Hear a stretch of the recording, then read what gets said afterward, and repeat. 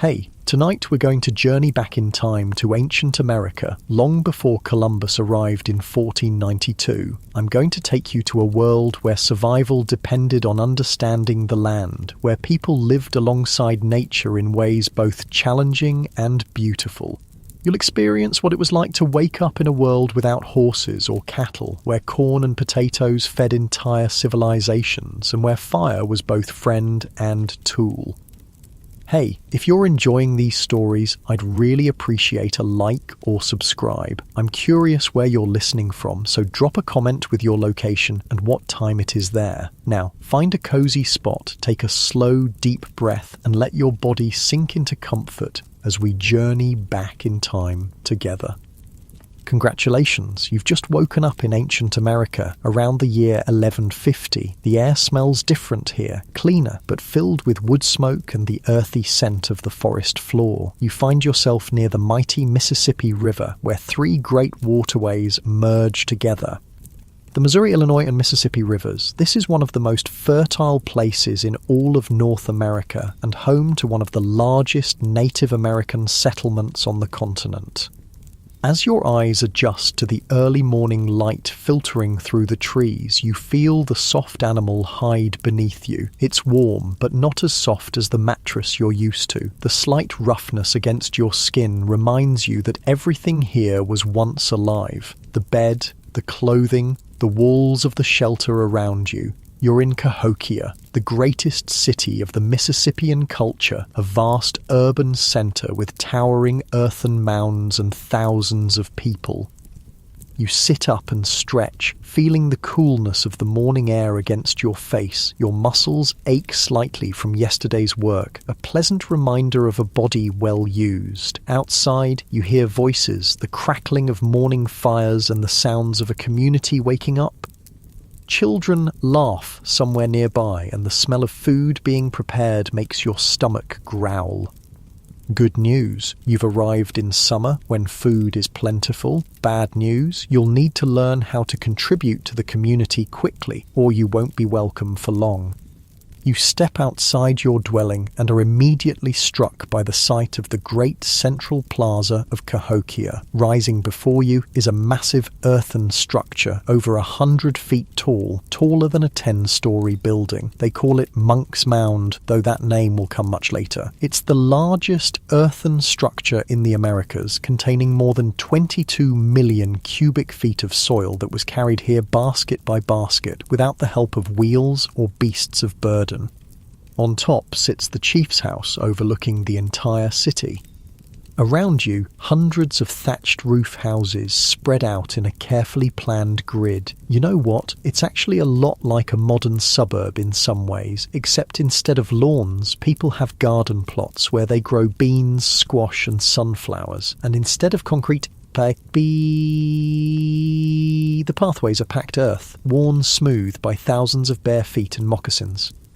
The morning air is thick and humid, clinging to your skin like a warm, damp cloth. You can already tell it's going to be a hot day. You reach up to wipe the sweat from your forehead and realize you're wearing different clothing now. A simple garment made of woven plant fibers, perfect for the summer heat.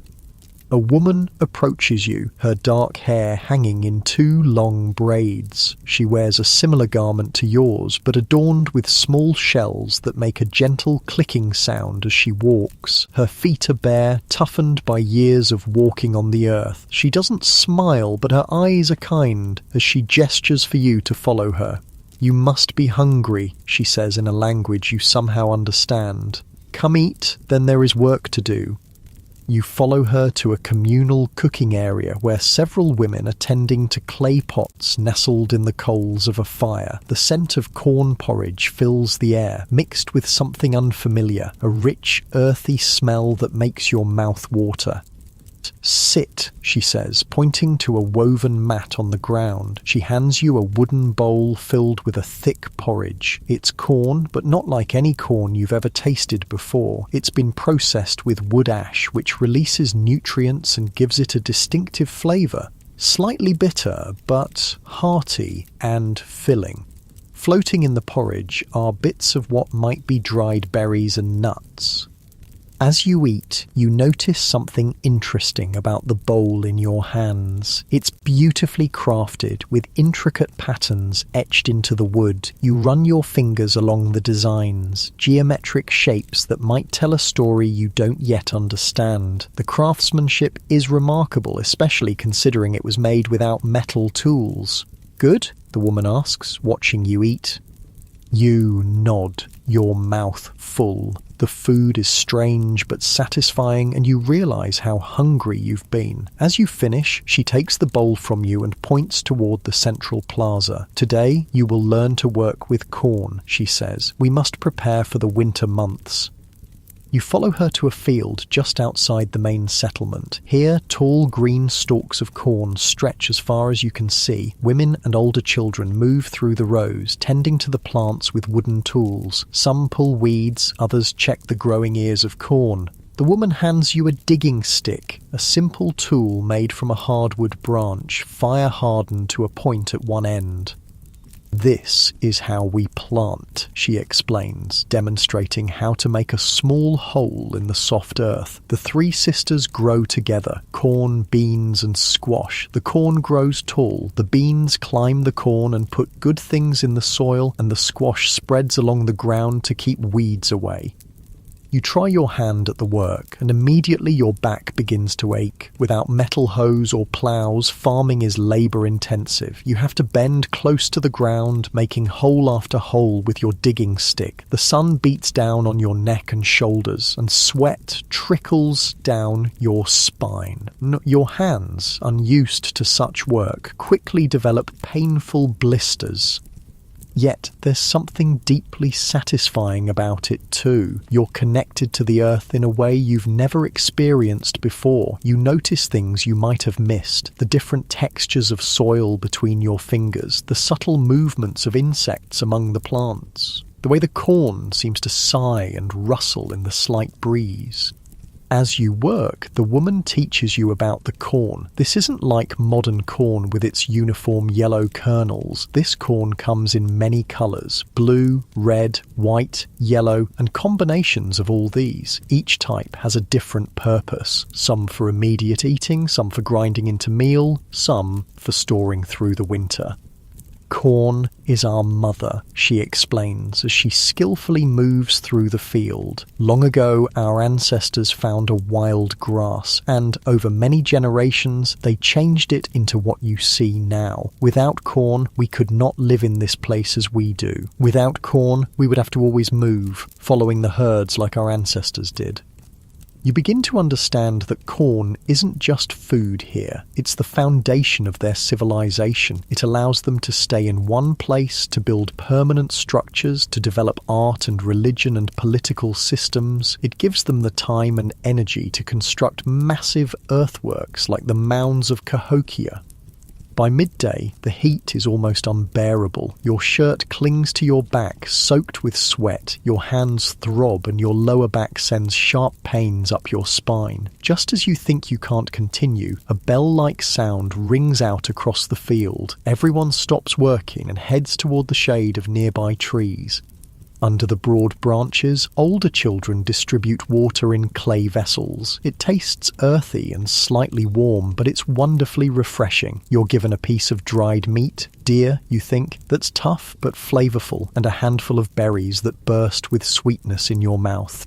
As you rest in the shade, letting your tired muscles relax, you observe the people around you. They chat and laugh together. Children play a game with small carved pieces, and two older men work on crafting new tools. Despite the hard labour, there's a sense of community here that feels both foreign and familiar.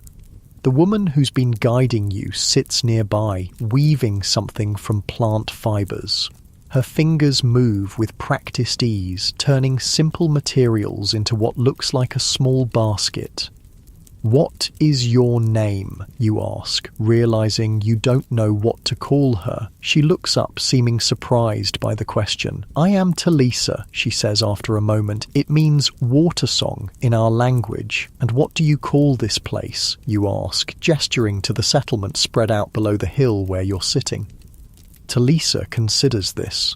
We call it the Great City by the Water, she says, though our people have many names. We are the people of the earth mounds, the followers of the river, the children of corn. She seems amused by your questions. Are you a chief's son? She asks suddenly. You ask many questions, but know little about working the land. You hesitate, unsure how to explain your situation. I'm from far away, you say finally. Where I come from, things are different.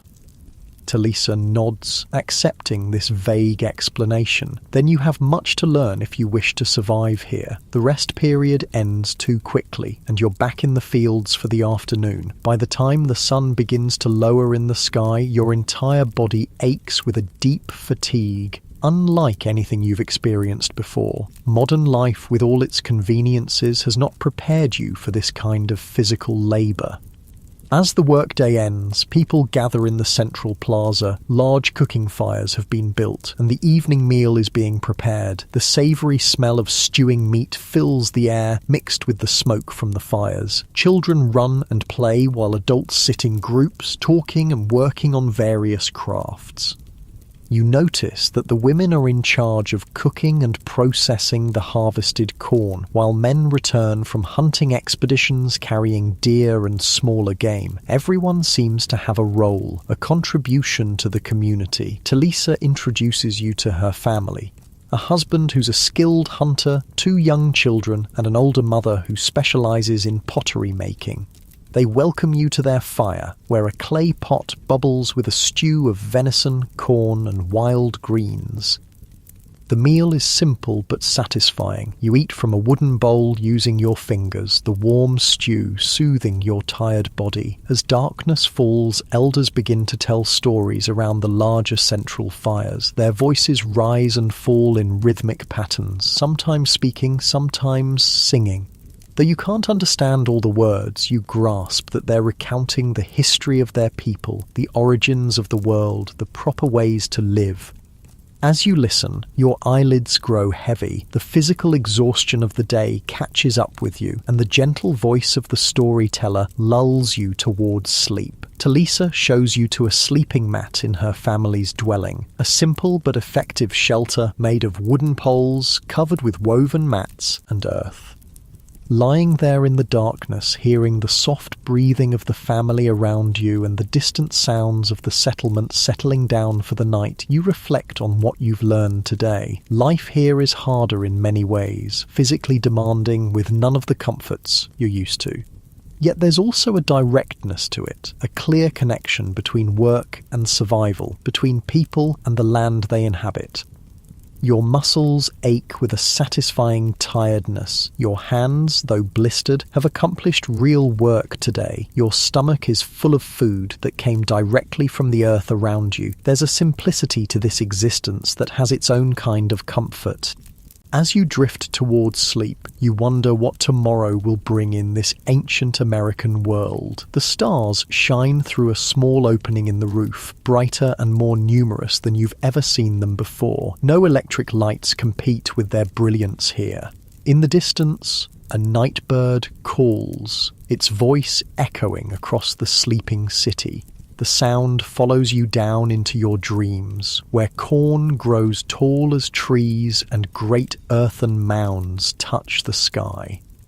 The last thing you feel before sleep takes you completely is the steady, solid earth beneath you, the same earth that provides the corn, supports the mounds, and cradles this entire civilization in its fertile embrace. You are a part of it now, connected to this ancient place in ways you're only beginning to understand. Sleep comes easily, deep and dreamless, as your body prepares for another day in ancient America, a world both harsh and beautiful, challenging and rewarding, a world where survival depends on community, knowledge, and a deep understanding of the land that provides everything needed for life. You wake to the sound of movement in the dwelling. Opening your eyes, you see Talisa's family already up and preparing for the day. Your body protests as you sit up. Yesterday's fieldwork has left your muscles sore in ways you've never experienced before. Your palms, unaccustomed to the rough wooden tools, are raw and tender. When Talisa's husband notices you wincing as you flex your hands, he nods with understanding.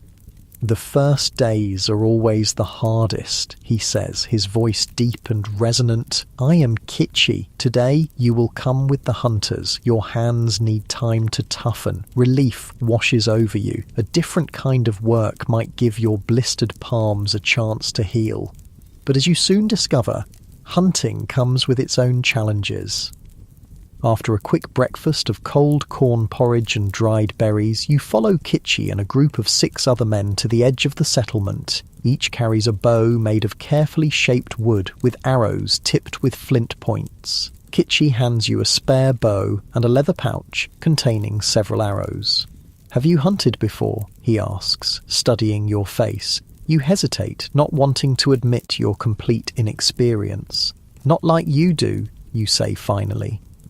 Kitchi nods, seeming to understand more than you've said. Watch first, learn, stay quiet. The hunting party moves into the forest with a silence that amazes you. These men seem to float across the ground, placing each foot with deliberate care to avoid snapping twigs or rustling leaves.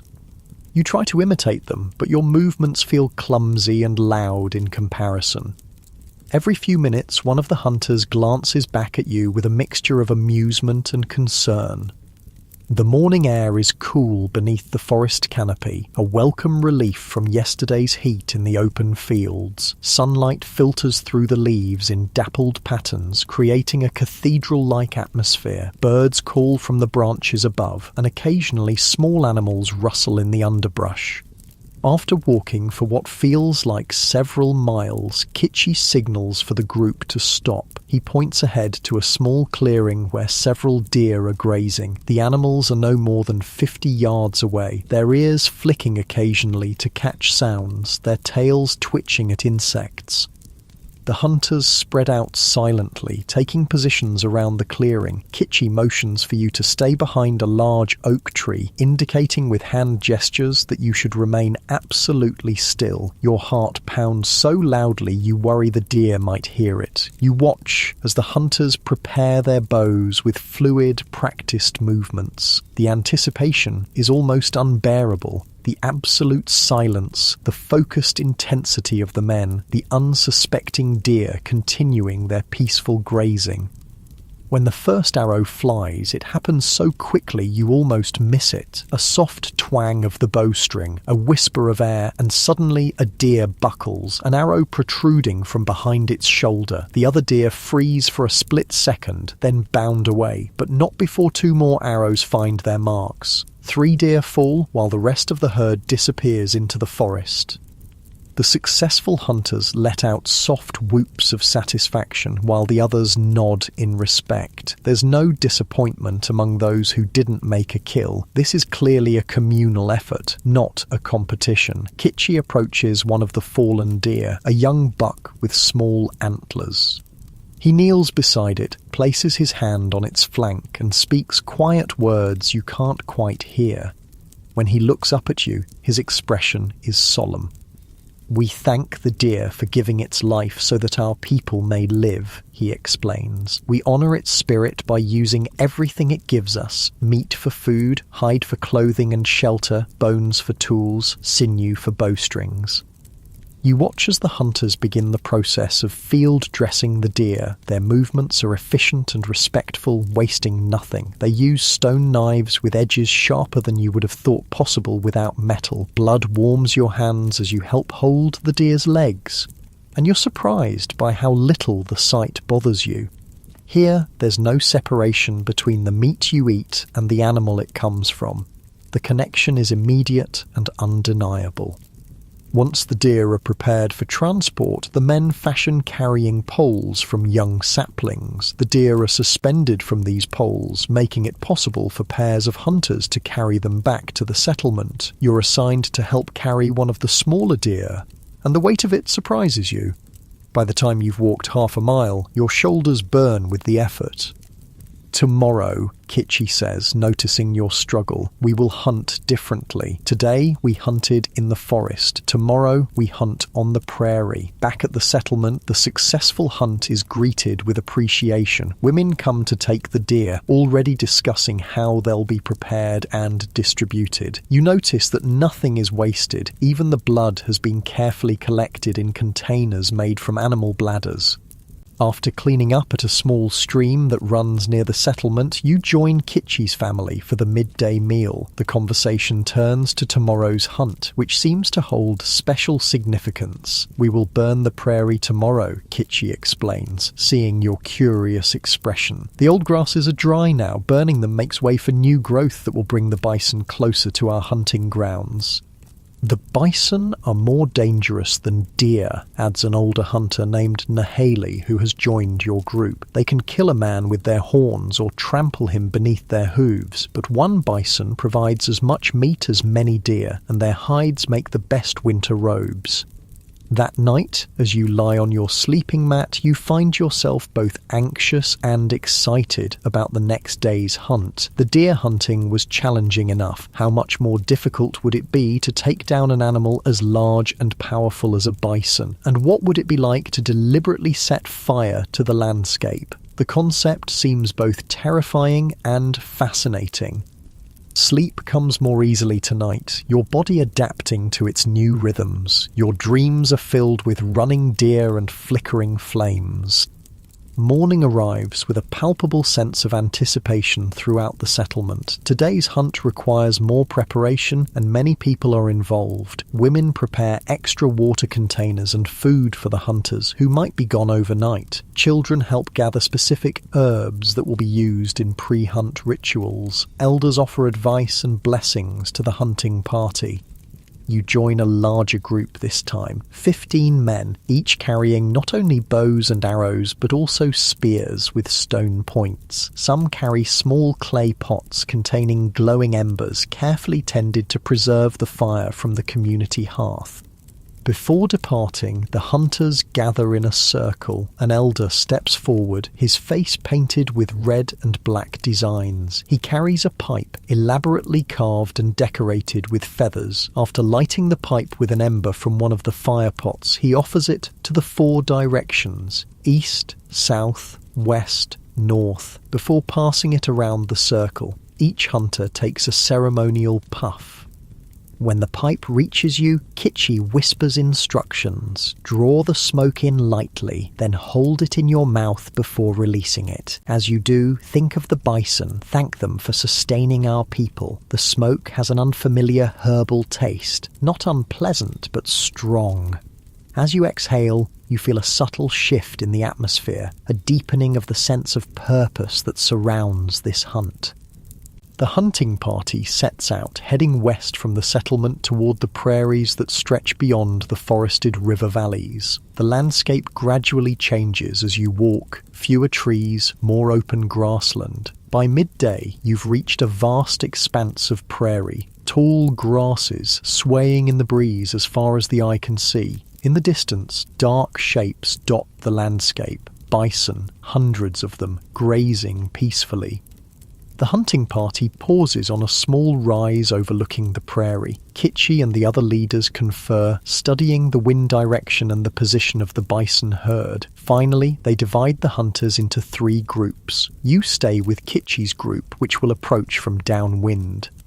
We will set the fire here, Kitchi explains, gesturing to the area behind you. The wind will carry it away from us, toward the bison. As they move away from the fire, they will come toward our hunters waiting in those ravines. He points to barely visible depressions in the landscape where the other hunting groups are positioning themselves. The strategy becomes clear. They're using fire to direct the bison's movement, creating a controlled situation in an otherwise dangerous hunt.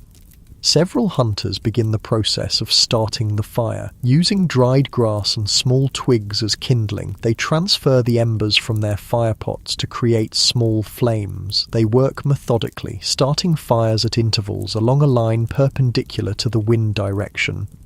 At first, the fires seem small and harmless, but they grow with astonishing speed, joining together into a wall of flame that races across the dry prairie grass. The heat reaches you even from a safe distance, and the crackling roar fills your ears. Dark smoke billows upward, casting an eerie shadow over the landscape. The effect on the bison is immediate. The distant shapes begin to move, first slowly, then with increasing speed, away from the advancing fire. As predicted, they head toward the ravines where hunters wait. "Now we run," says Kitchi, and the hunting party sprints forward, parallel to the fire line but at a safe distance. Running across the uneven prairie is challenging, especially while carrying weapons. Tall grass whips against your legs, hidden dips in the ground threaten to twist your ankles, and the smoke makes it difficult to see clearly. Your lungs burn with the effort, and sweat pours down your face despite the cool spring air. When you reach the area near the ravines, you can hear the thundering of bison hooves, a sound so powerful it seems to vibrate through the earth beneath your feet. The massive animals appear suddenly, emerging from a veil of smoke. Their size is shocking up close, much larger than you imagined, with massive humped shoulders and horns that curve dangerously outward. The hunters position themselves strategically, using the landscape for cover. You follow Kitchi's lead, crouching behind a small rise. He signals for you to stay put, then moves forward with 3 other hunters, their movements coordinated without words. What happens next unfolds with both terrible and awesome efficiency. As the bison funnel into the area between the ravines, hunters rise from their hiding places on both sides. Arrows fly, striking the animals in vulnerable areas behind the shoulders or in the neck. Some hunters rush forward with spears, aiming for the vital organs with precise thrusts.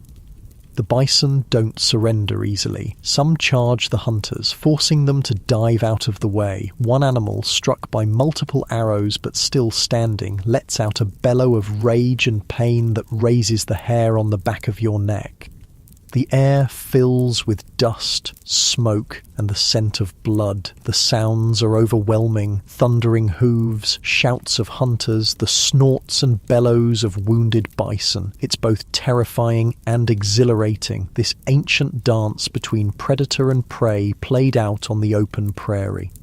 When it's over, 8 bison lie dead, and the rest of the herd has disappeared over the horizon. 2 hunters have minor injuries, one gored in the leg, another with a shoulder dislocated from a fall, but considering the danger involved, it seems miraculous that no one is seriously hurt. As with the deer hunt, the aftermath is characterized by a mixture of celebration and reverence. The hunters gather around the fallen bison, offering prayers of thanks. The largest bull is decorated with tobacco offerings placed near its head, a sign of respect for the animal's spirit. Then the real work begins. Butchering even one bison is an enormous task. 8 represents an extraordinary bounty that will require the entire community's effort. Some of the meat will be cooked immediately for a celebration feast, but most must be preserved through drying to create pemmican, a concentrated mixture of dried meat, fat, and berries that will help sustain the community through leaner times. Runners are sent back to the settlement to bring more people to help with processing the bison. While waiting for them to arrive, the hunters begin the initial butchering. You're assigned to help collect the blood in containers made from bison stomachs. Nothing will be wasted. As you work, Kitchi explains the significance of what you've just participated in. The prairie fire does more than help us hunt, he says. It renews the land. After the fire, new grass will grow, tender and sweet. This brings more bison, more deer, more life to our hunting grounds.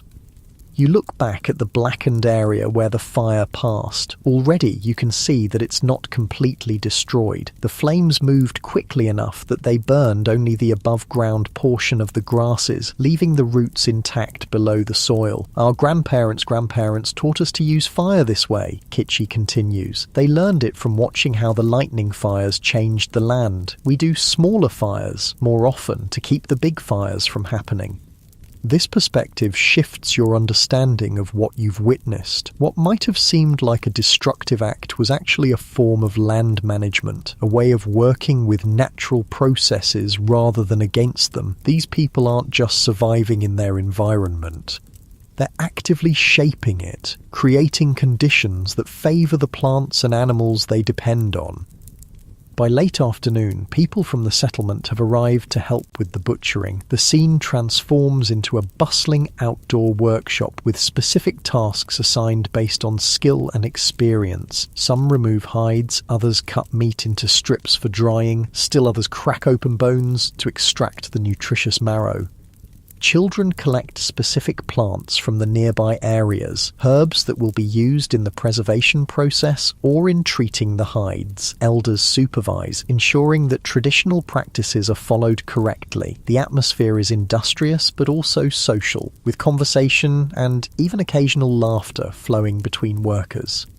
You find yourself assigned to work with an elder named Makia, who is removing the sinew, the tough connective tissue that will be dried and used as thread for sewing. Her fingers move with remarkable dexterity despite her age, separating the long fibers with a bone tool. These are the bison's final gifts, she tells you, holding up a bundle of sinew. With these fibers, we will sew clothing from their hides, string bows with their tendons, and create the bags that will hold the meat they provide. Nothing is wasted, nothing is forgotten. As you help her collect and clean the sinew, Makia shares stories about great hunts from the past, times when the bison were so numerous they blackened the prairie from horizon to horizon. She also speaks of lean years when the herds moved away and the people had to rely on stored food to survive. The bison and the people are connected, she explains. When we burn the prairie at the right times, in the right ways, the new grass brings the bison close to our hunting grounds. When we take only what we need and use everything we take, the bison continue to offer themselves to us. By evening, much of the initial processing has been completed. Some of the hunters will stay overnight to protect the meat from wolves and other predators, while others return to the settlement with the first loads of meat and hides. You join the group heading back, your arms aching from the day's labour, your clothing stained with blood and grease. The return journey feels much longer than the outward one, fatigue weighing down each step, but there's also a sense of satisfaction of having participated in something essential and meaningful. You've helped secure food that will feed many people for many days. You've witnessed a form of environmental management that's sophisticated in its understanding of ecological relationships, despite its apparent simplicity. Back at the settlement, those who remained behind have prepared for the returning hunters. Cooking fires burn brightly in the gathering dusk, and the smell of fresh cornbread fills the air. Children run to greet the returning party, eager to hear about the hunt and see what has been brought back. That night, a celebration begins. Fresh bison meat, liver, heart, and choice cuts is cooked over open fires. Everyone in the community receives a portion, even those too old or young to have participated in the hunt or processing. There's a tangible sense of community, of shared purpose and shared bounty. As you eat the tender meat, savouring its rich, wild flavour, you find yourself reflecting on the differences between this world and the one you came from. Here, there is no separation between people and their food sources, no anonymity in the process of sustaining life. Every bite comes with knowledge of the animal that provided it, the fire that shaped the landscape where it grazed, the collective effort that transformed it from living creature to nourishing meal. After eating, people gather around the central fires. Drums appear, made from wood frames with stretched hides, likely from previous hunts. The rhythmic beating begins slowly, then picks up pace. Singers raise their voices in songs that seem to tell the story of the hunt, though you can't understand the words. Some of the hunters rise to dance, reenacting moments from the day, the setting of the fire, the running bison, the successful kills. Their movements are both literal and symbolic, communicating not just what happened, but the meaning behind it. You watch, mesmerized by the firelight on the dancers' faces, the shadows they cast against the earth mounds that rise behind them. This is more than entertainment. It's a way of recording history, of teaching, of reinforcing cultural values. As the night deepens and your exhaustion becomes overwhelming, you make your way back to Talisa and Kitchi's dwelling. Their children are already asleep, curled together on their sleeping mats. Talisa is still at the celebration, but Kitchi has returned and sits quietly in the doorway, gazing up at the stars.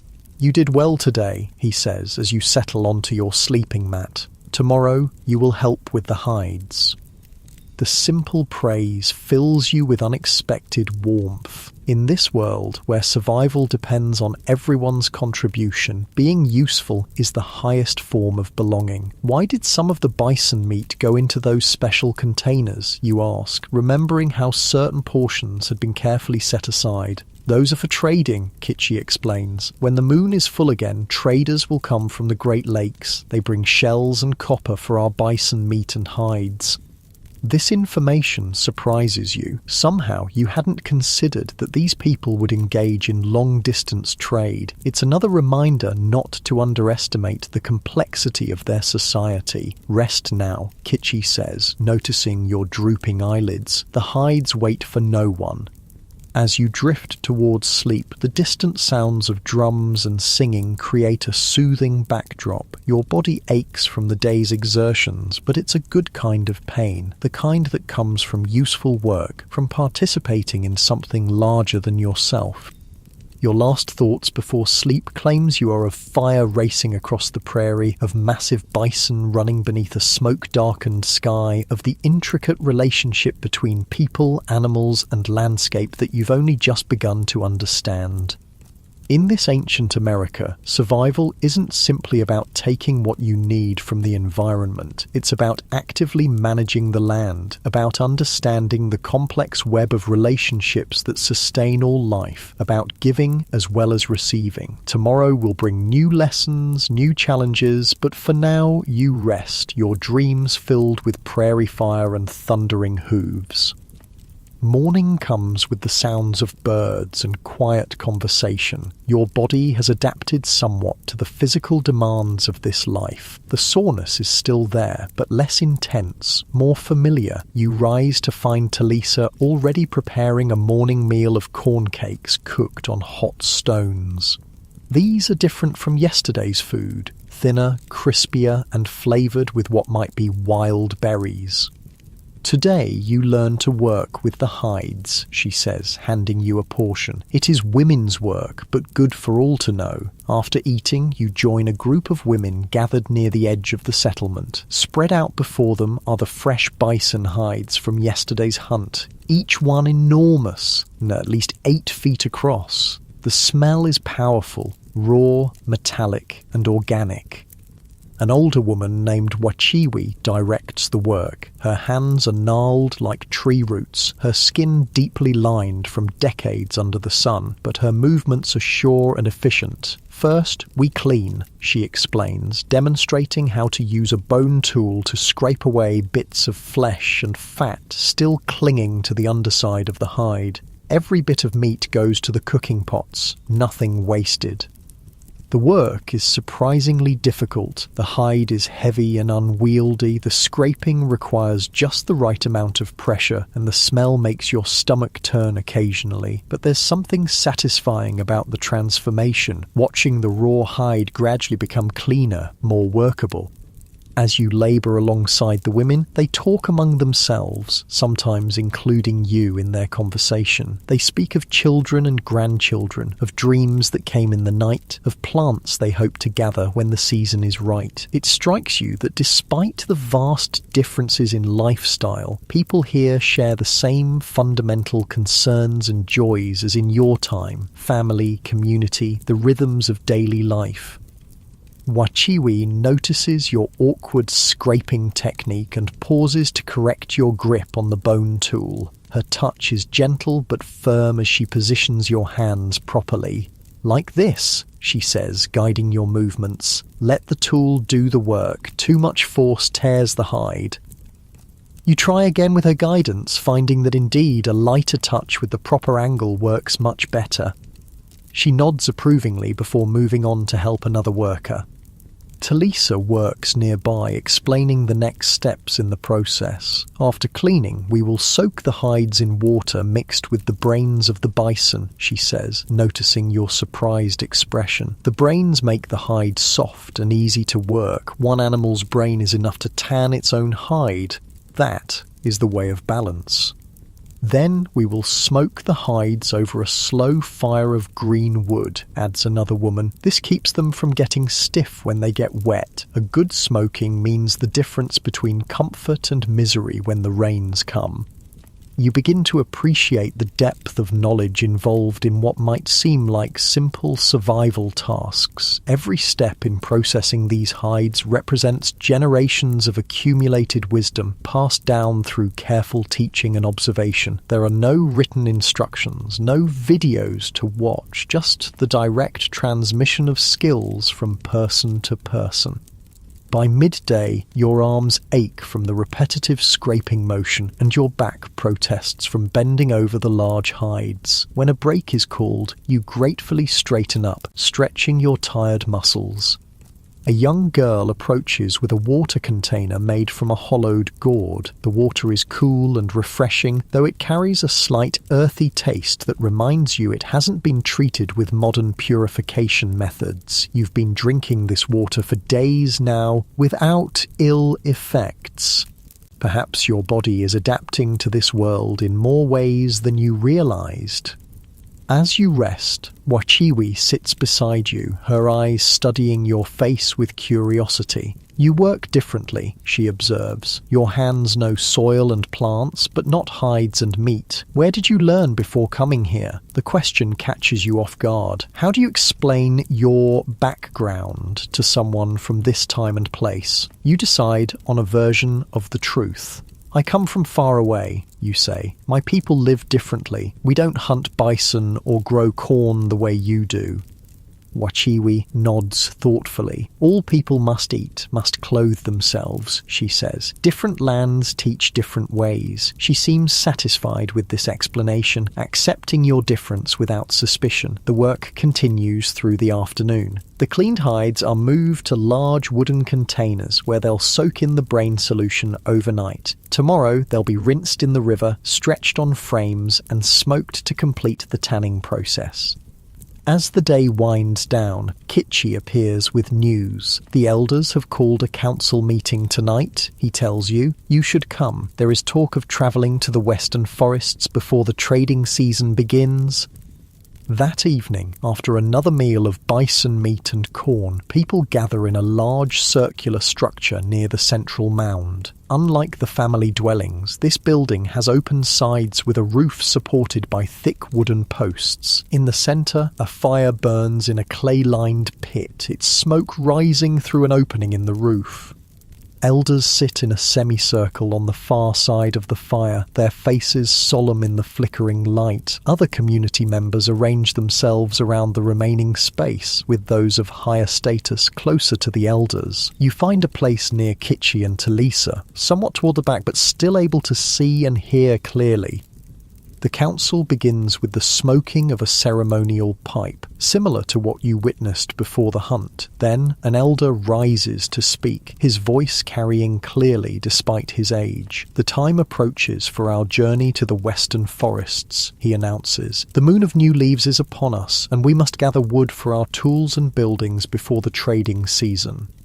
He gestures to another elder, who stands and continues the discussion. "This year we must go farther than before. The close forests have given much to us, but they need time to regrow. We will travel 5 days west to the tall pines beyond the small river."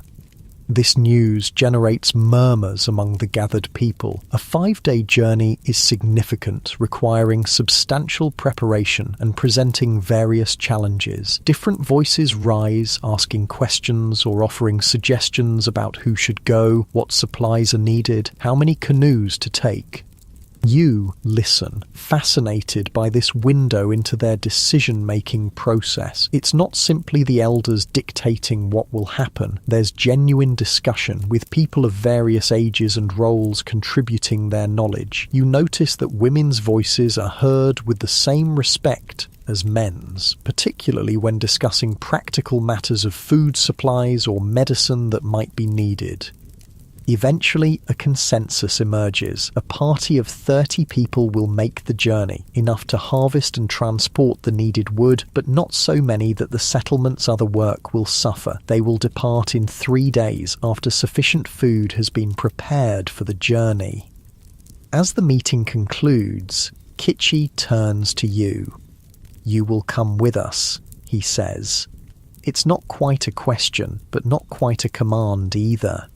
It is good to see different lands, to understand how all things connect.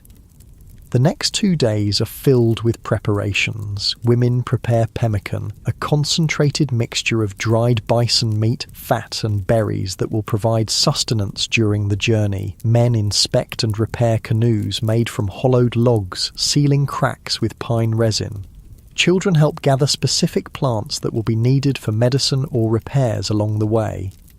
You're assigned to help an elder named Ahanu, who is crafting new paddles for the canoes. Under his patient guidance, you learn to use stone adzes and scrapers to shape the wood, transforming straight saplings into functional tools. The wood tells you what it wants to become, Ahanu explains, showing you how to work with the grain rather than against it. Listen with your hands.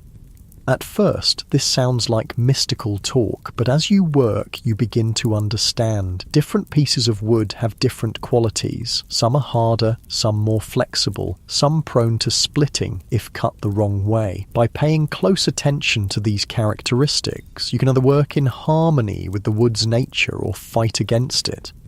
The morning of departure arrives clear and cool, with mist rising from the river as the travelling party gathers at the shore. 6 canoes wait, loaded with supplies. You're assigned to Kitchi's canoe, along with Ahanu and 2 younger men named Tokala and Hinto. Farewells are exchanged. Not emotional partings, but practical wishes for good hunting and safe returns. Talisa hands Kitchi a small pouch of what appears to be medicine, their fingers touching briefly in a moment of quiet intimacy.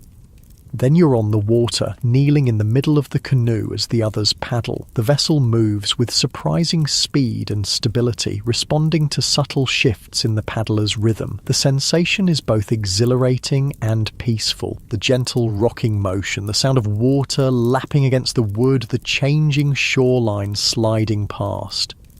The first day's journey follows the main river westward. The landscape is mostly familiar, similar forests and occasional clearings to what surrounds the settlement. You pass several smaller villages where people wave or call out greetings from the shore.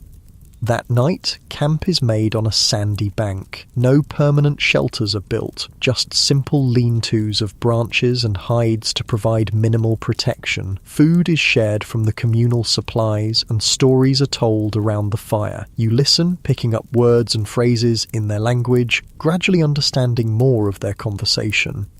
The second day brings a change in the river. It narrows and quickens, requiring more skillful navigation. Several times the canoes must be carried around rapids or fallen trees that block the way. These portages are exhausting. The canoes are heavy, the terrain often difficult, and the insects relentless in their attention to your sweat-soaked skin.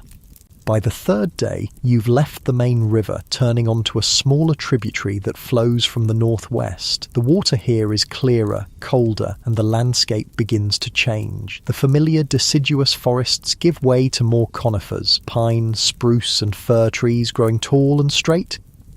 These are what we seek, Ahanu tells you, pointing to particularly tall, straight pines. For building, for tools, for canoes. The forests near our home have many trees, but not these special ones. On the fourth day, the tributary becomes too shallow for the canoes. The remainder of the journey must be completed on foot. The group establishes a base camp where the canoes are secured and most supplies left under guard. Only essential tools and food are carried for the final leg of the journey. The forest you enter is different from any you've seen before, cathedral-like in its dimensions, with massive pine trees stretching toward the sky. Their trunks rise straight and true for 50 feet before the first branches appear. The forest floor is carpeted with needles that muffle your footsteps, creating an atmosphere of hushed reverence. These trees remember the time before people, Ahanu says quietly, running his hand along a trunk wider than his arm span. They have seen many generations come and go. The harvesting process is not what you expected. Rather than cutting indiscriminately, the party moves through the forest with careful deliberation. Ahanu and other elders inspect many trees before selecting specific ones for harvest. They consider not just size and straightness, but also position, choosing trees whose removal will create beneficial openings in the canopy for younger trees to grow.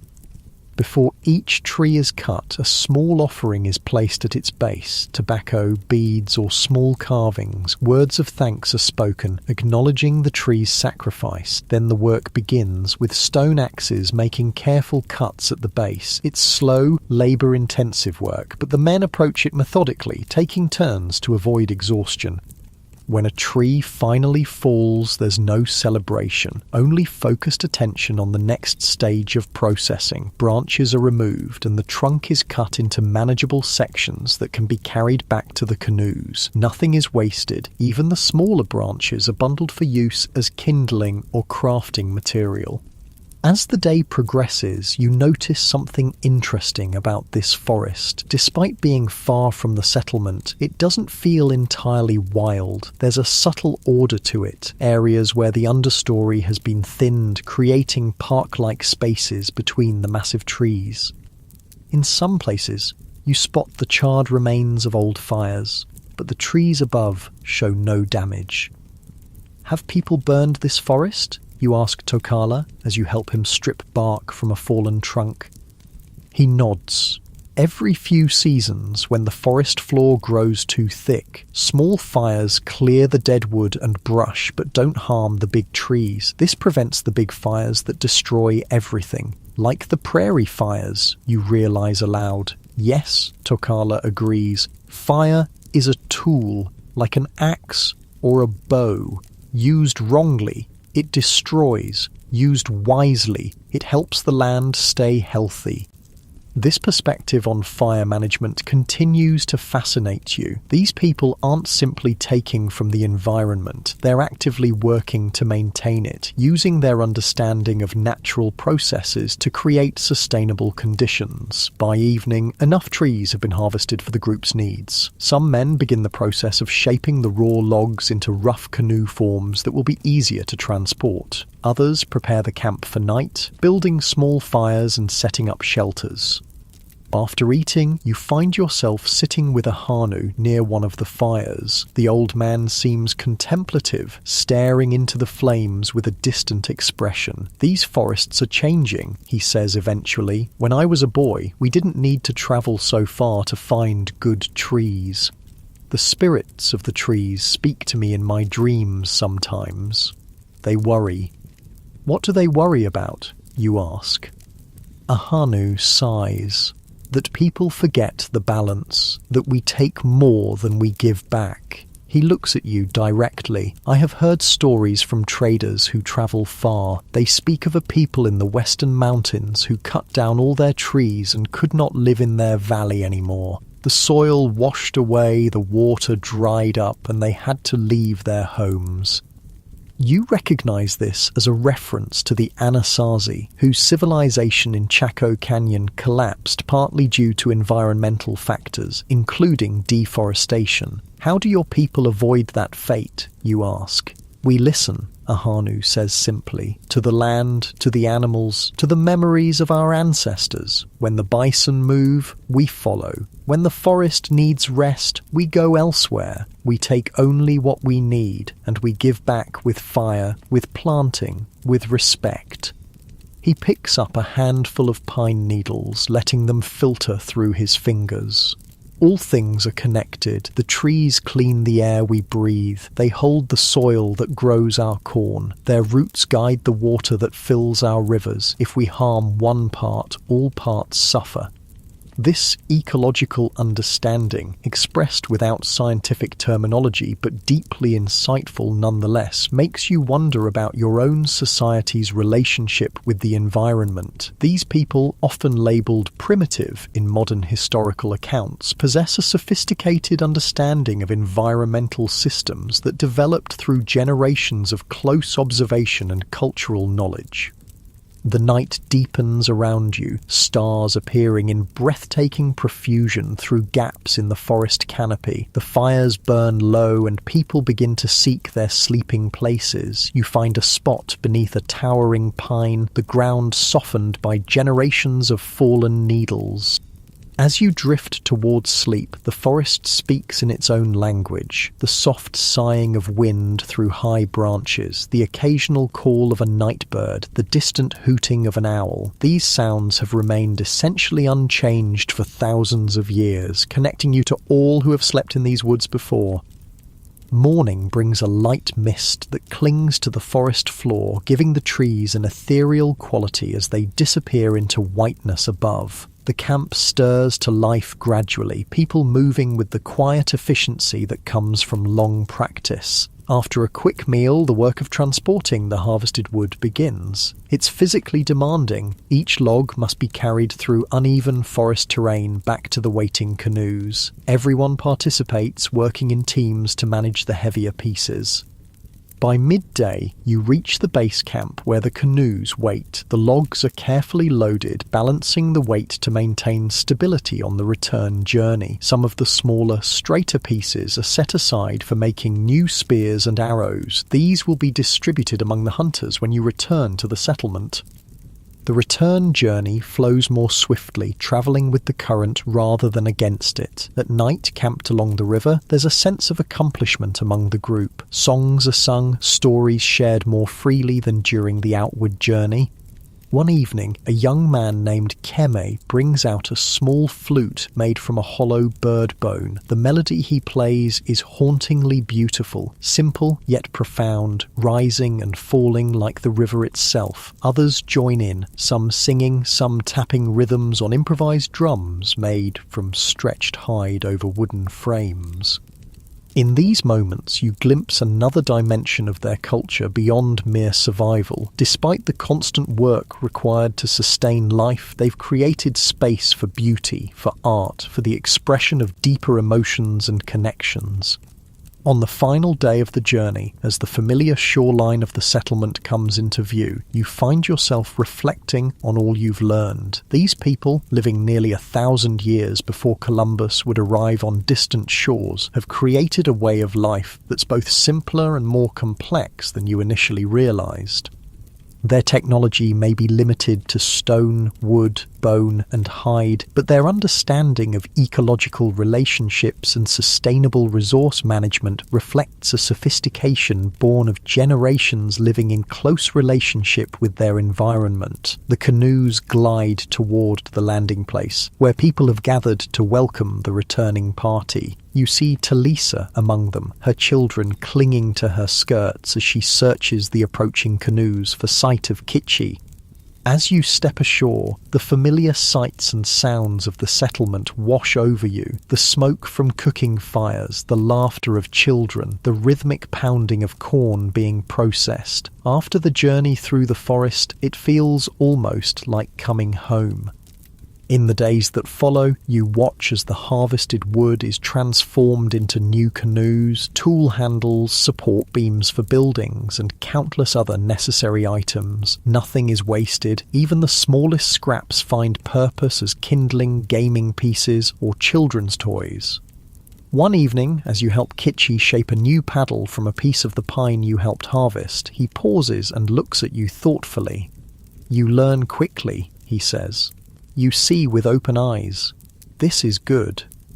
The simple praise warms you, a reminder that in this world your value comes not from possessions or status, but from your contribution to the community's well-being. There is a clarity to this existence that cuts through the complexities and contradictions of modern life.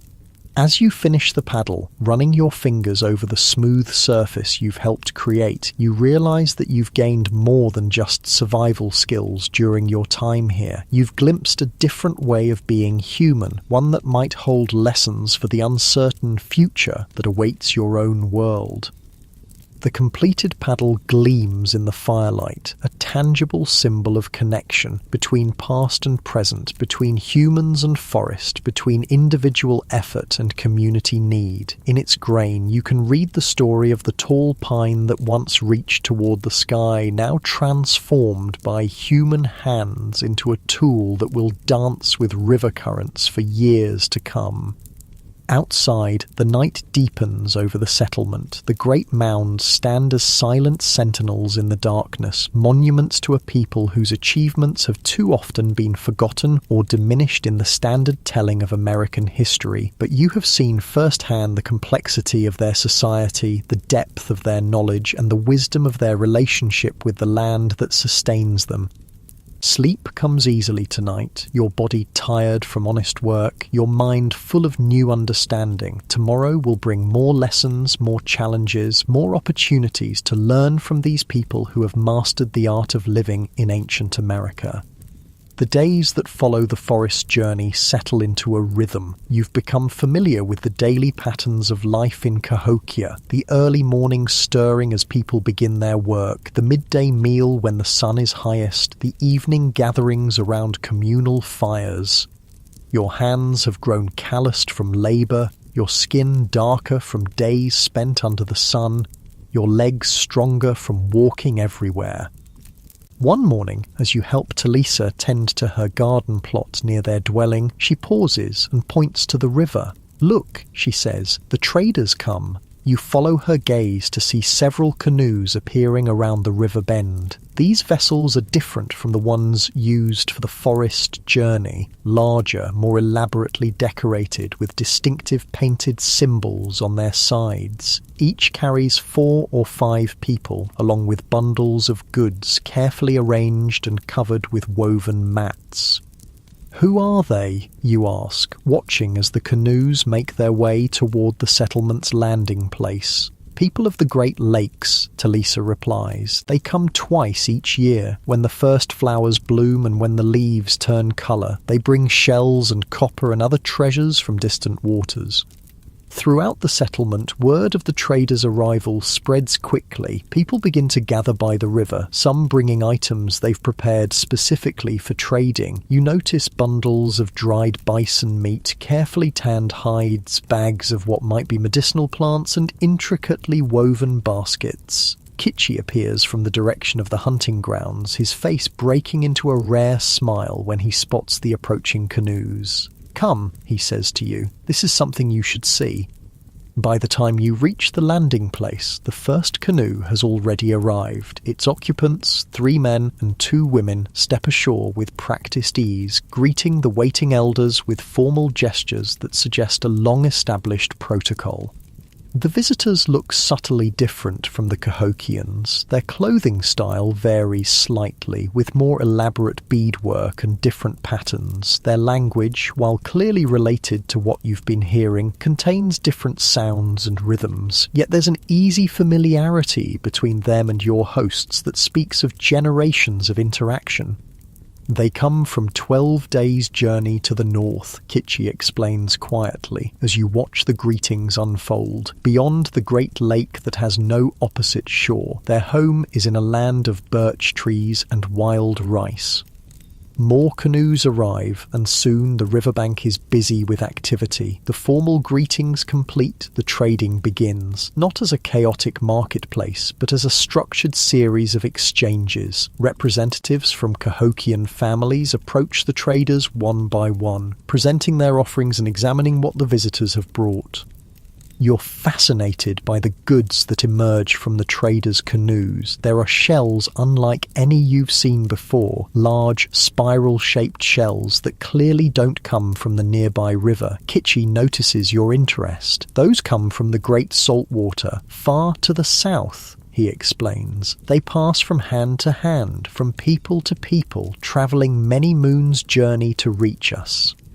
There are pieces of a reddish metal that you recognise as copper, some raw and others worked into elaborate ornaments and tools. Bright feathers from birds you've never seen, stones in unusual colours and patterns, and bundles of what appears to be dried fish are among the other items being offered. The copper comes from the north shores of the greatest lake, Kitchi continues. Special stones come from the western mountains. Each land has its gifts, and through trading, all people can share in them.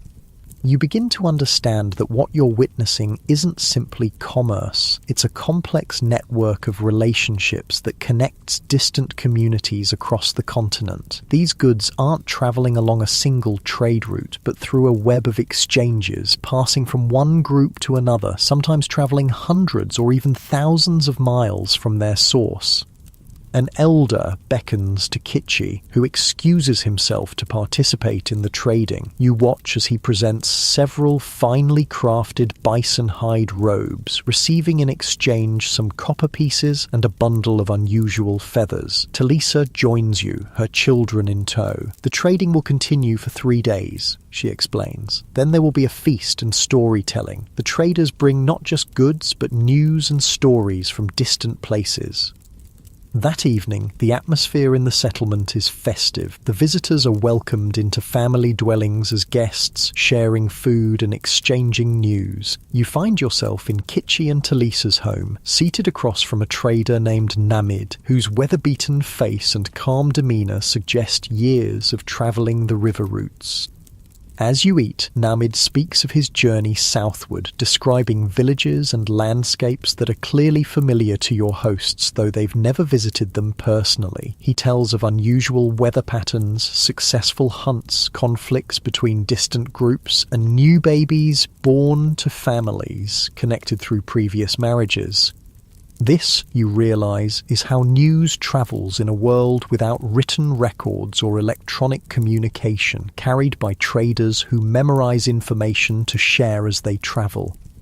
Later, as the children drift off to sleep, the conversation turns to more serious matters. Namid mentions that one of the northern villages has experienced a poor harvest, with disease affecting their corn crops. This leads to a discussion of how to adjust trading patterns to ensure the affected community receives the food they need.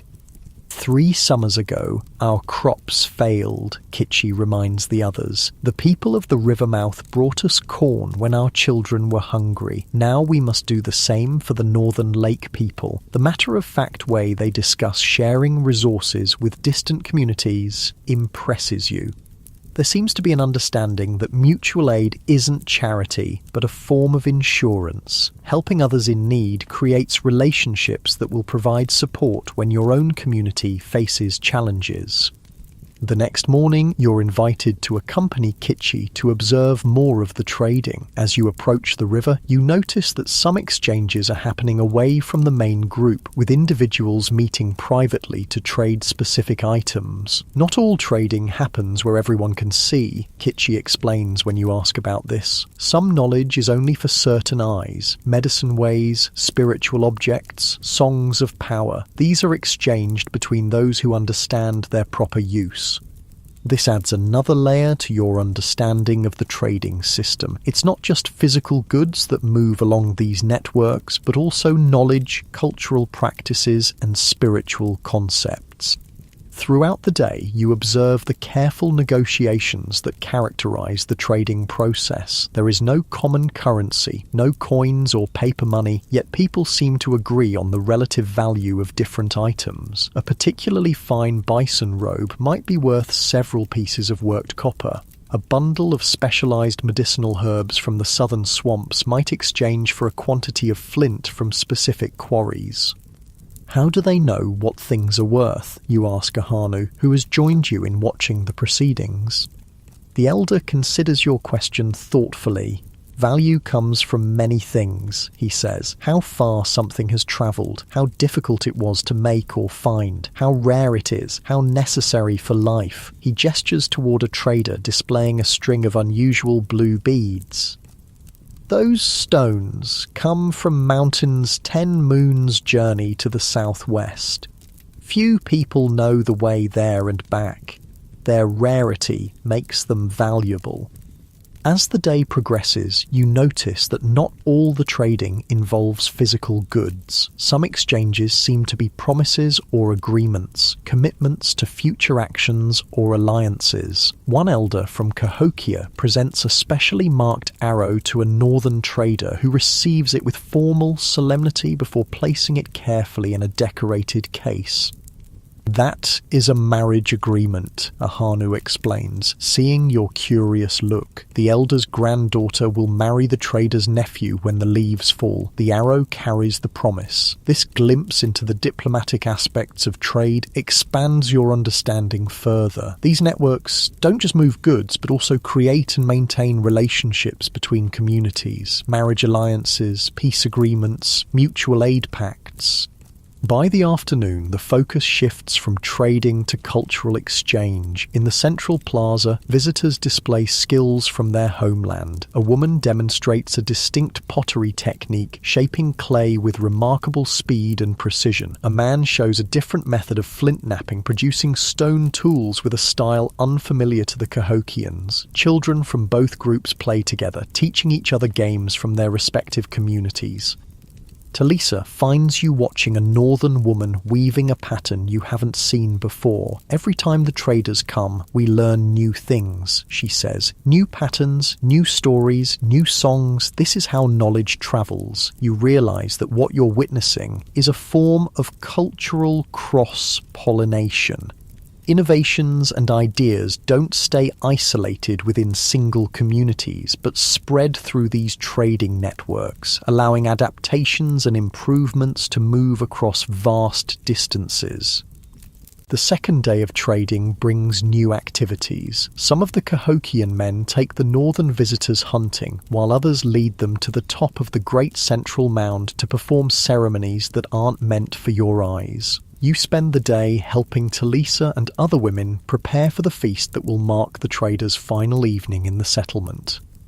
This preparation offers its own window into the trading network. The meal will include not just local foods, but ingredients that have come from far away. Salt from distant springs, nuts that don't grow in the local forest, spices with distinctive flavors. Talisa shows you a small clay jar containing a dark, rich substance. Chocolate, she says, letting you smell the intense aroma. It comes from far to the south, where the weather is always warm. Only the most important people taste it, and only on special occasions. You recognize this as cacao, which originated in Mesoamerica. The fact that it has made its way to this Mississippi River settlement demonstrates just how extensive these trade networks are, connecting cultures across what will later be defined as different countries. That evening, the feast unfolds with elaborate ceremony. Food is shared according to strict protocols, with elders and important visitors served first. Musicians play flutes made of bone and drums of stretched hide, their rhythms setting a ceremonial pace to the proceedings. After eating, the formal storytelling begins. Designated speakers from both communities take turns sharing tales, some clearly ancient myths passed down through generations, others more recent accounts of noteworthy events or people. The stories are performed as much as told, with dramatic gestures, changes in voice, and sometimes multiple people playing different roles. One northern trader shares a story about a journey to the western mountains, describing landscapes so different from the river valley that they seem almost fantastical. Towering peaks covered in snow even in summer, valleys where water emerges hot from the ground, forests of trees so massive that 10 men holding hands cannot encircle their trunks. You realise he's describing the Rocky Mountains, and features like geysers and giant sequoias places thousands of miles from where you sit. Though he's clearly never been there himself, the details have the slightly exaggerated quality of information passed through multiple tellings. The core geography is recognisable. These oral traditions preserve and transmit knowledge of distant lands with remarkable accuracy. A Cahokian elder follows with a story of the settlement's founding, speaking of ancestors who followed a vision to this confluence of mighty rivers. The tale weaves together practical considerations, fertile soil, abundant fish, accessible transportation routes, with spiritual elements about signs from the spirit world and guidance from animal helpers. As the night deepens and the stories continue, you find yourself mesmerised by this ancient form of entertainment and education. Without books, films, or digital media, these communities have developed oral traditions of extraordinary richness and complexity. The stories contain practical knowledge, moral lessons, historical records, and spiritual teachings, all wrapped in narratives designed to be memorable and engaging. The final day of the trader's visit has a different character. The serious business concluded, there's time for celebration and games. Young men from both groups engage in friendly competitions, foot races, wrestling matches, tests of accuracy with bow and arrow. Women compare their skills in weaving, pottery, and identifying medicinal plants. You join in where you can, still clumsy compared to those who've grown up with these activities, but welcomed nonetheless. During an archery contest, a northern trader named Bodaway notices your struggling attempts and offers guidance. The bow is not just a tool, he explains, adjusting your grip and stance. It is an extension of yourself. Breathe with it. Feel its strength become yours.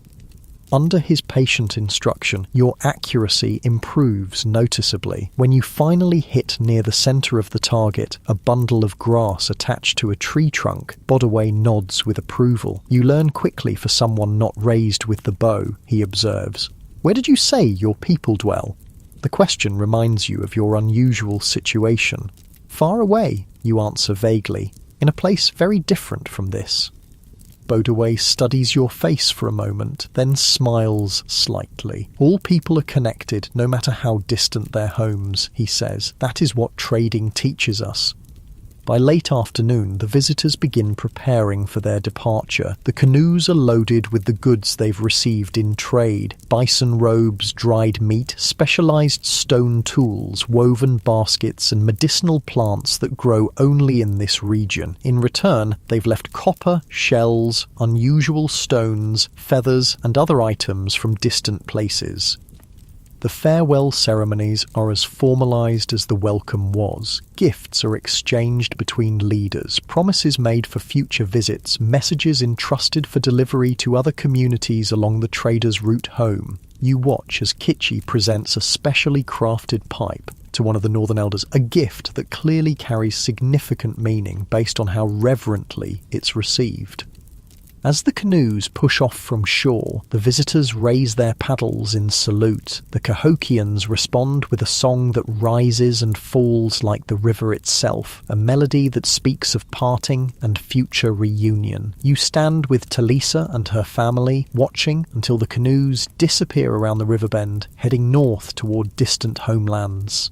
They will return when the leaves change colour, Talisa says, placing a hand on your shoulder, and they will bring new stories, new treasures.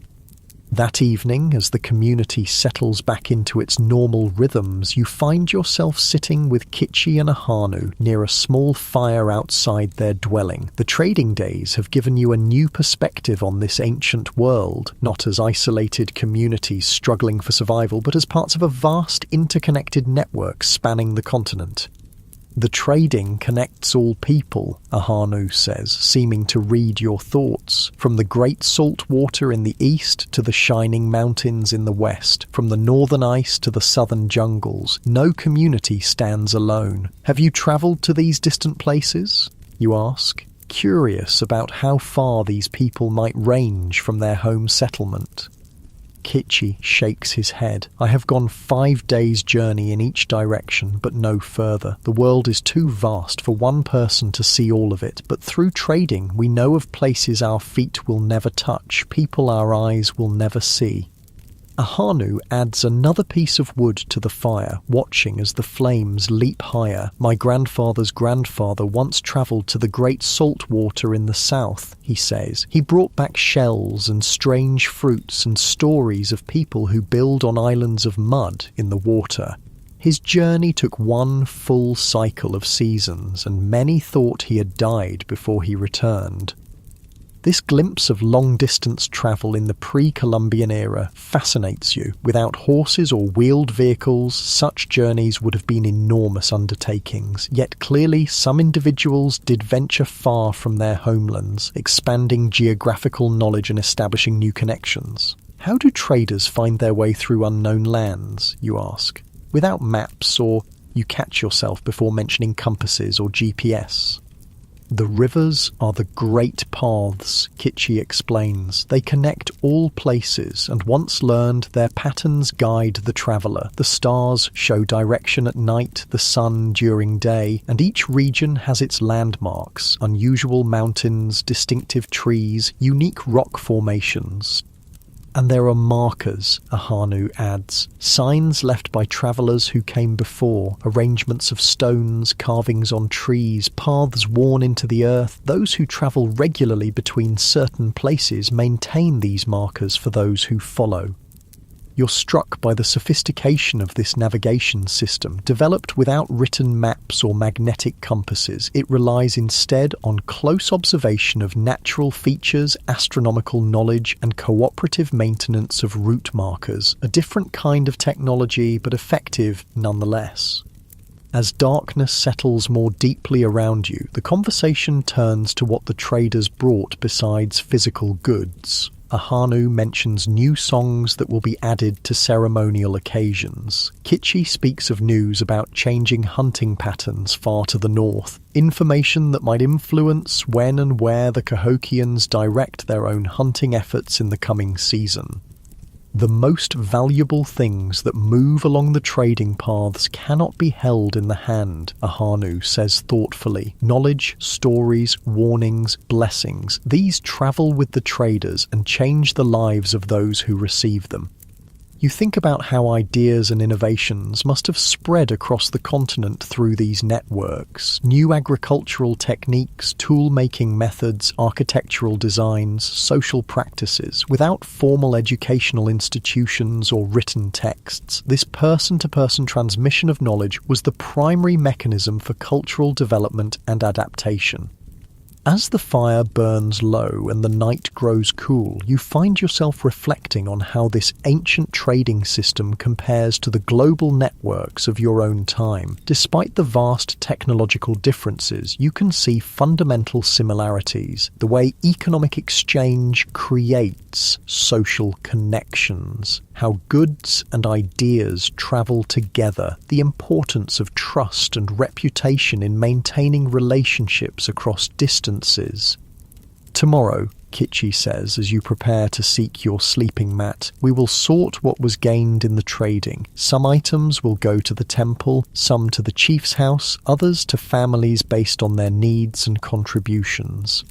This glimpse into the distribution system adds another layer to your understanding. The trading isn't just external between communities, but also internal, with mechanisms for allocating resources within the settlement according to some combination of status, need, and merit. Sleep comes easily after the excitement of the past 3 days. Your dreams are filled with canoes travelling endless rivers, carrying shells and copper and stories between distant shores. In these dreams, you see the entire continent as it was in 1150, not divided by political boundaries or carved into private property, but connected by waterways that serve as highways for the movement of goods, people, and ideas. You see great settlements along these waterways, some like Cahokia with its impressive earthen mounds, others with different architectural styles reflecting local materials and cultural preferences. Between them flow the rivers of trade, pulsing with movement like blood vessels in a living organism, keeping the whole system vital and responsive to changing conditions.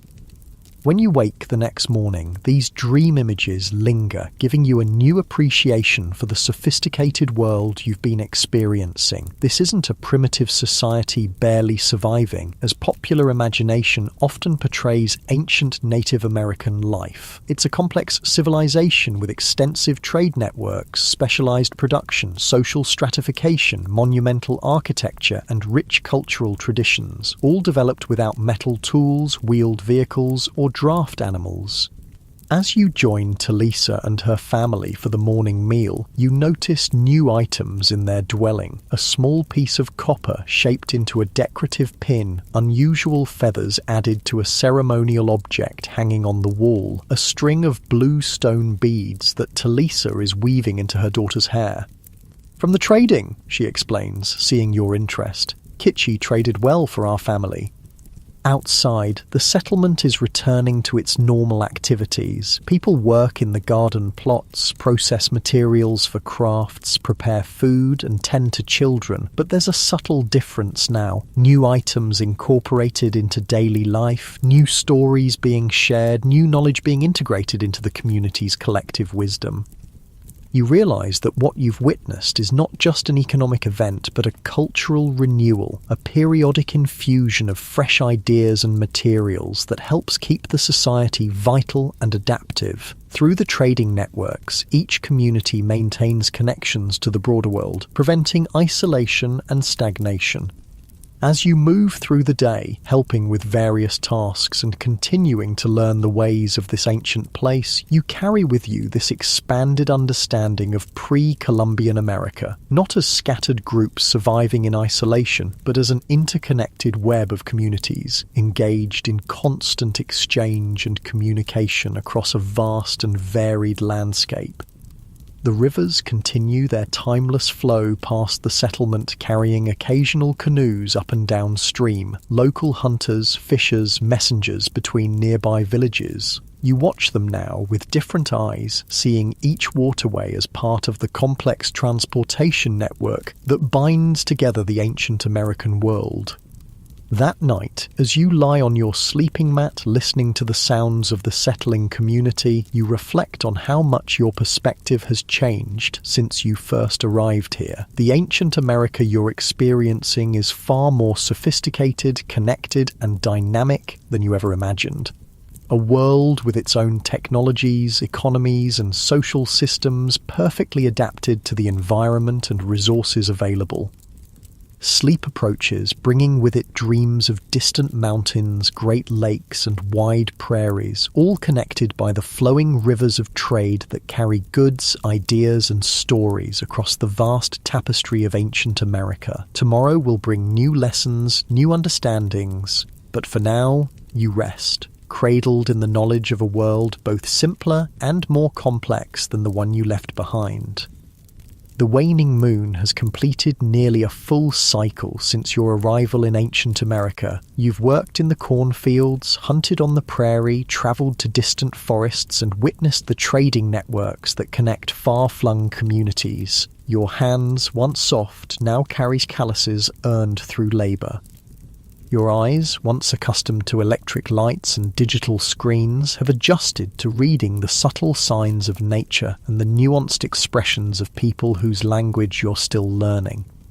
But there is one aspect of life in Cahokia that remains somewhat mysterious to you, the spiritual practices and ceremonies that seem to weave through everything, yet remain partially hidden from your full understanding.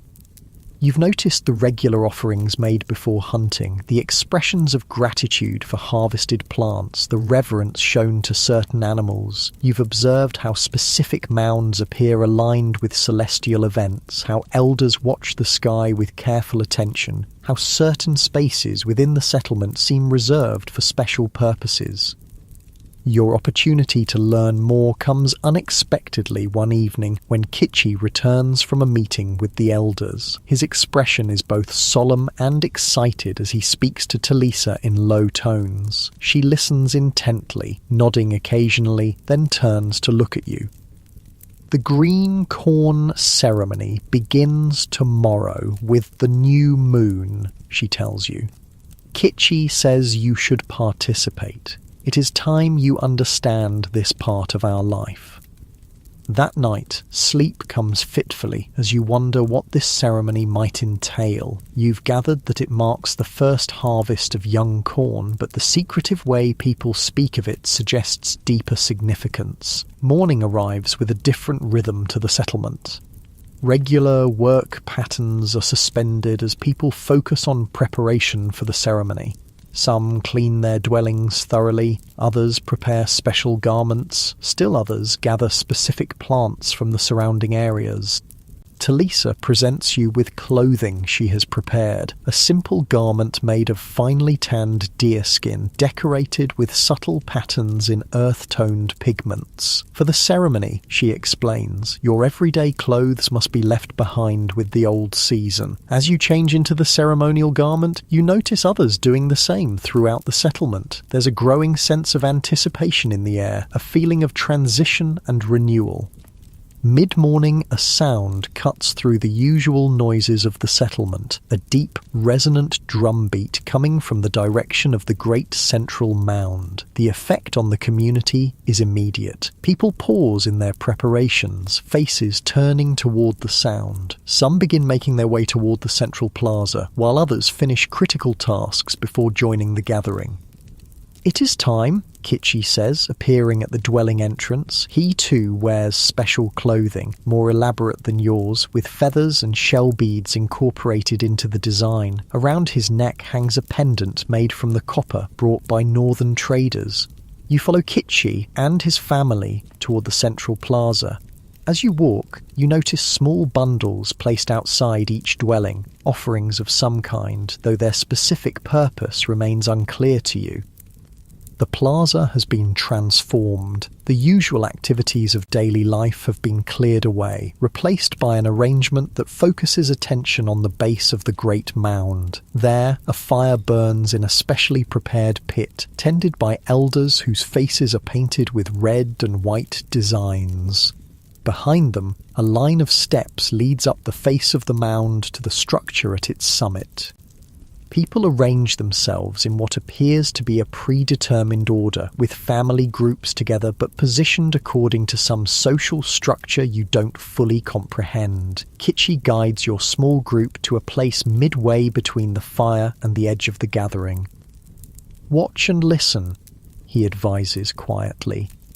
This ceremony connects us to those who came before and those who will come after. It reminds us of our place in the great circle of life.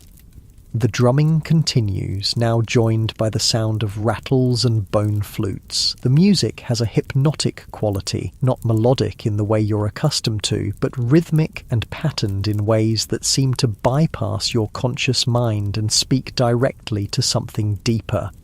From the structure atop the mound, a figure emerges, a man wearing an elaborate headdress made from deer antlers and adorned with feathers that catch the morning light. His face and body are painted in intricate patterns of white, black, and red. He carries a staff, topped with symbols you can't decipher from this distance. The chief priest, Talisa whispers. He speaks for the people to the spirits, and for the spirits to the people. The chief priest descends the mound with deliberate steps, his movements stylized and ceremonial rather than natural. When he reaches the plaza level, other figures join him, men and women in less elaborate but still distinctive ceremonial dress, each carrying objects of apparent ritual significance. What follows is difficult for you to fully comprehend, yet impossible to look away from. The ceremony unfolds in a sequence of ritual actions, offerings placed in the fire, dances that trace patterns across the plaza, chants that rise and fall in complex harmonies. The chief priest speaks at intervals, his voice carrying clearly across the gathered community, though the archaic language he uses is largely beyond your limited understanding. Kichi occasionally translates fragments for you in hushed tones. He gives thanks for the young corn. He remembers those who have walked to the spirit world since the last green corn ceremony. He asks for blessings on the children born during the past moon cycles. As the ceremony progresses, your awareness of time begins to shift. The rhythmic drumming, the repeated patterns of movement, the sensory elements of smoke and song create a kind of trance state. You find yourself breathing in unison with those around you, your heartbeat synchronizing with the drums. At what feels like the ceremony's peak, young women bring forward baskets containing the first young corn ears of the season. These are presented to the chief priest, who raises them toward the sky, then to the four directions, before placing some in the fire as an offering and returning the rest to be distributed.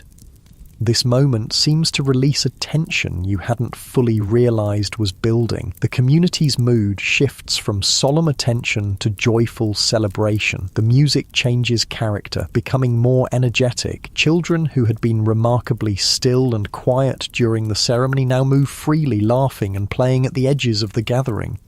Small portions of roasted young corn are distributed, first to elders and leaders, then throughout the community. When you receive your portion, just a few kernels on a piece of pottery, you follow the example of those around you, eating it slowly and thoughtfully. The taste is unlike any corn you've had before, sweeter, more intense, with a complexity of flavour that surprises you. This is corn as it existed before centuries of selective breeding for commercial agriculture, closer to its ancient origins. The first taste of the new harvest reconnects us to the earth that nourishes us, Ahanu explains, seeing your reaction. We must remember that we do not own the corn. We and the corn live together, each helping the other continue. As the formal portions of the ceremony conclude, the gathering transitions into a community celebration. Food is shared, not just the ceremonial corn, but other dishes prepared specially for the occasion. People who had maintained careful dignity during the ritual now laugh and converse freely. Children organize themselves into games that seem to have their own ceremonial patterns, passed down through generations. You find yourself sitting with Ahanu near one of the smaller mounds that surrounds the plaza. The elder seems thoughtful, watching the celebration with eyes that have seen many such gatherings. You have questions, he says, not looking at you, but somehow aware of your mental state. Ask them now, while the barriers between worlds are thinner. The invitation surprises you, but you don't hesitate. The mounds, you begin, gesturing to the enormous earthwork rising before you. How do you build them, and why in these particular places and shapes? Ahanu nods, as if approving the question. The mounds speak to both the earth and the sky, he says. Their places are chosen where the energies of the land are strong, where waters meet, where the earth itself seems to rise naturally. Their shapes and arrangements reflect the patterns we see in the stars. He points to the great central mound and the smaller ones surrounding the plaza. When the sun rises at the beginning of planting season, it appears directly over that smaller mound when viewed from the chief's house on the great mound. When the sun sets at harvest time, it disappears behind that mound there. He indicates another earthwork on the western side of the settlement. So they're like a calendar, you ask, beginning to understand. They mark time, yes, but they do more. They connect the patterns of the sky with the patterns of the earth. They remind us that what happens above also happens below. They focus the energies that allow our crops to grow, our children to thrive, our community to remain in balance. This explanation reveals a sophisticated understanding of astronomical alignments similar to those found in ancient structures around the world, from Stonehenge to the pyramids of Egypt and Mesoamerica. These people aren't simply piling earth to create impressive monuments. They're constructing carefully engineered structures that serve as astronomical observation tools and physical manifestations of their cosmological beliefs. How do you know where to place them to align with the sun and stars, you ask, curious about their methods without modern surveying equipment? Ahanu smiles slightly. We watch, season after season, year after year. Our grandfathers watched and their grandfathers before them. The sky tells its stories to those patient enough to listen. He explains how certain elders are dedicated sky watchers, tracking the movements of the sun, moon, planets and stars throughout the year. They use simple tools, sticks placed vertically to cast shadows, stones arranged to mark where celestial bodies rise and set, natural landmarks that frame significant astronomical events. The patterns repeat, Ahanu says, but never exactly the same. Sometimes the moon wanders from its usual path, sometimes stars disappear and new ones appear. We watch, we remember, we learn. You realize he's describing comets, supernovas, and other astronomical phenomena that occur irregularly. Without light pollution or telescopes, these ancient sky watchers would have had a clearer view of the night sky than most modern people ever experience. And the knowledge is passed down through, you prompt. Stories, songs, ceremonies, Ahanu replies. Special patterns woven into baskets and painted on pottery, arrangements of posts and stones that mark important alignments. The most sacred knowledge is entrusted to those chosen for the path of sky watching, taught through years of apprenticeship. As you talk, the celebration continues around you. You notice that despite the festive atmosphere, certain protocols remain in place. Elders are served first, specific individuals lead particular activities, and there appears to be an underlying order to what might seem like spontaneous enjoyment. The ceremony today, you say, returning to your original curiosity, it's about more than just giving thanks for corn, isn't it? Ahanu nods, his expression becoming more serious. The green corn ceremony is a time of renewal. Old quarrels are forgiven, mistakes acknowledged and set aside. It marks the beginning of a new cycle, a fresh start for the community. He explains that the ceremony includes elements you weren't able to observe: private rituals of purification, confession of wrongdoings, reaffirmation of social bonds and responsibilities. The public celebration is just one part of a complex process that serves to maintain both spiritual and social harmony. Without such renewal, communities sicken, Ahanu says. Disagreements fester, resentments grow, people forget their connections to each other and to the world that sustains them. The ceremony reminds us of what matters beyond our daily concerns. This perspective helps you understand why the ceremony feels so significant. It's not just a religious observance or a harvest festival, but a multifaceted event that serves psychological, social, and ecological functions all at once. As afternoon transitions to evening, the celebration continues with storytelling, music, and dance. Different from the formal ceremonial performances of the morning, these are more participatory, with community members taking turns sharing tales or leading songs.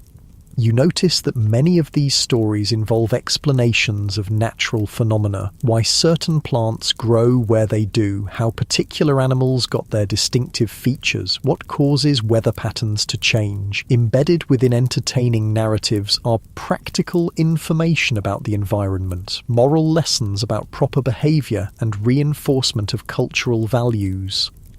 Our stories are not just for pleasure, Kichi explains when he joins you later. They teach us how to live in right relationship with the world around us. They remind us of the consequences when that relationship is broken.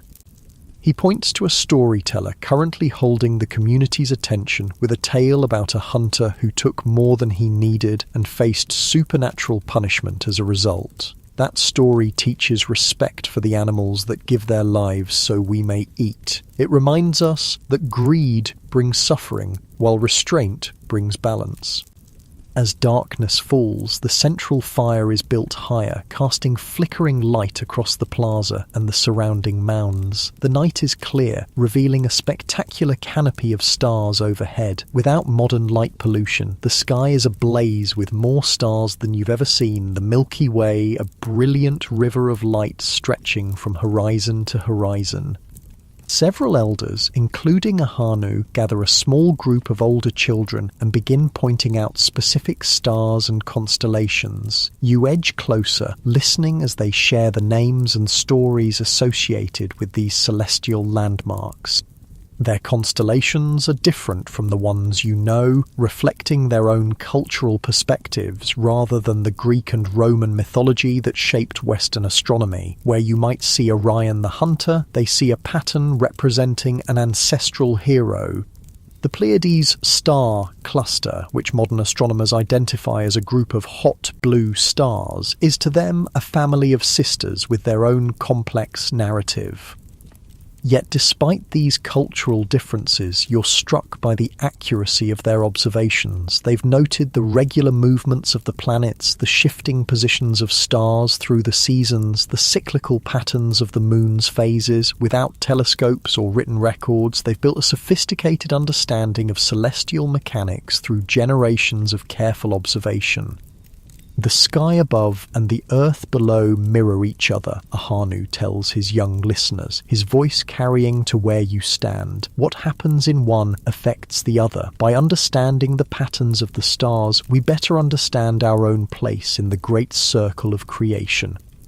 Later, as the celebration begins to wind down and families drift back to their dwellings, you find yourself once again sitting with Kitchi and Talisa near the dying embers of a small fire. The children have already fallen asleep, worn out by the day's excitement. "Did you understand the ceremony?" Talisa asks, her expression curious in the fading firelight. "Parts of it," you admit, "but I think there were layers of meaning I couldn't grasp." Kitchi nods, unsurprised. "Some understandings come only with time and belonging," he says. "Each green corn ceremony teaches you something new, even if you have seen 80 summers." This comment triggers a question that's been forming in your mind throughout the day. "How do your people think about time?" you ask. "Is it a straight line moving forward or something else?" The question seems to please them, as if you finally asked something that matters deeply. They exchange a glance before Kitchi answers. "Time is a circle," he says, drawing a ring in the dirt beside the fire. "Not a perfect circle that simply repeats, but a spiral that returns to similar places while always moving." He traces a spiral outward from the initial circle. Each season comes again, but never exactly as before. Each generation learns from the past, but faces new challenges. The circles of sun and moon guide our days and nights, our months and years, but the greater circles of stars show longer patterns that our individual lives may not complete. This cyclical perspective on time contrasts with the linear view that dominates modern thinking. You wonder how it shapes their approach to life, perhaps encouraging a longer-term vision, a deeper sense of connection to both ancestors and descendants, a recognition of patterns that modern society might miss in its constant push for progress and novelty.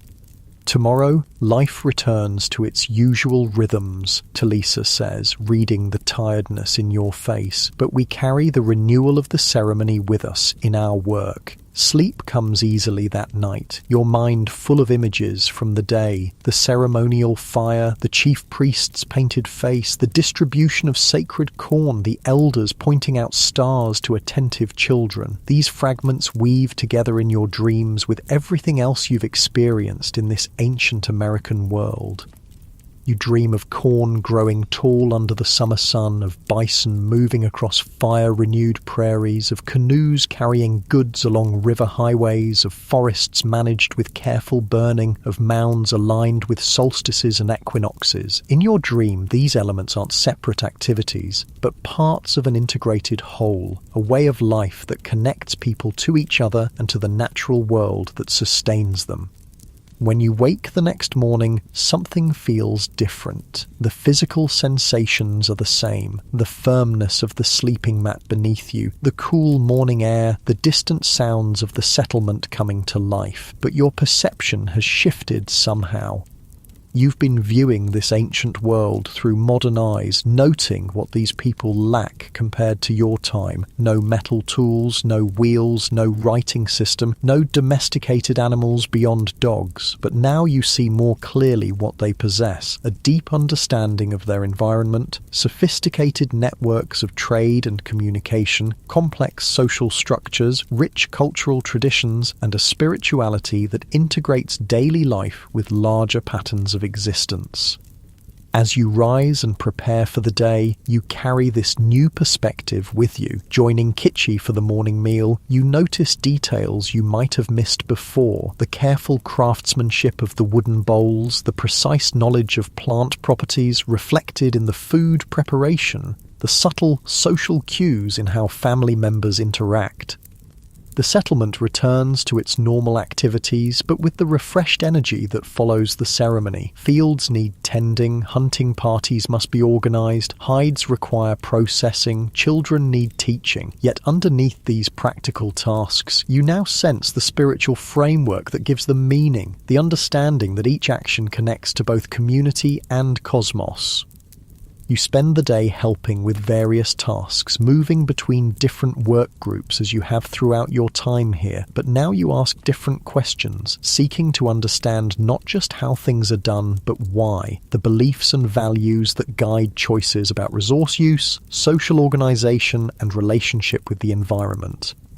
By evening, as you help prepare the communal meal, you find yourself reflecting on what modern society might learn from these ancient Americans. Not a romanticized view that ignores the hardships and limitations of their lives, but an honest assessment of the wisdom embedded in their relationship with the world around them. They understood ecological connections long before the science of ecology was formalized. They developed sustainable practices for managing resources, recognizing that their survival depended on maintaining the health of the systems that supported them. They created social structures that balanced individual needs with community welfare. They acknowledged the importance of both practical knowledge and spiritual meaning in creating a fulfilling human life. As darkness falls and the community gathers around evening fires, you find yourself experiencing a moment of clarity. The past and future seem to compress, allowing you to see this ancient world not as primitive or simple, but as a different and valid way of being human. With its own sophistication, its own technologies appropriate to its context, its own answers to the fundamental questions all societies must address. Sitting beside Kitchi and Talisa as they teach their children a song about the changing seasons, you realise that these people aren't just survivors in a harsh world waiting for civilization to arrive from Europe. They are civilization, a fully developed culture with its own achievements, values, and contributions to human history.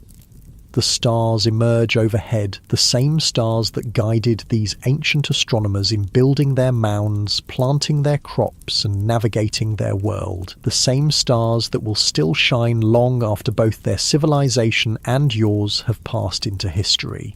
In their patient light, the artificial separation between past and present seems to dissolve, revealing the continuous thread of human experience across time.